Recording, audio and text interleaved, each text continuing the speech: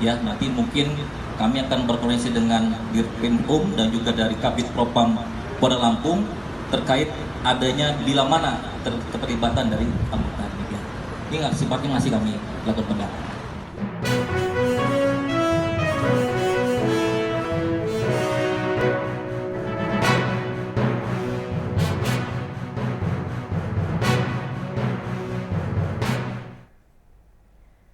Halo Tribuners, jumpa lagi bersama saya Mutiara dalam tayangan Breaking News di Tribun Lampung. Kami akan sajikan informasi teraktual dan terpercaya untuk Anda.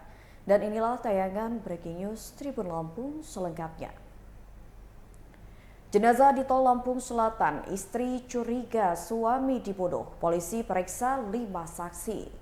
Kasus penemuan jenazah di area Tol Lampung Selatan ruas Bakauheni terbagi besar kilometer 3B akhirnya dilaporkan ke polisi.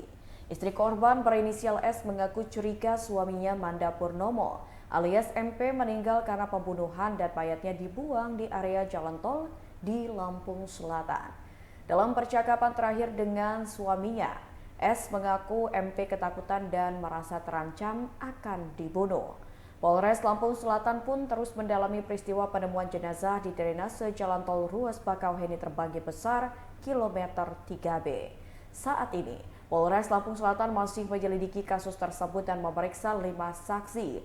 Barang bukti berupa handphone yang ada saat jenazah ditemukan bakal menjadi petunjuk penyelidikan oleh Polres Lampung Selatan.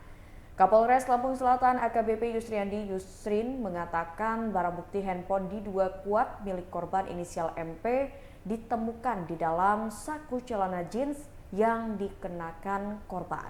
Hasil pemeriksaan sementara, petugas pun telah menemukan adanya komunikasi ataupun percakapan terakhir korban dengan pihak keluarga termasuk bersama sejumlah rekannya.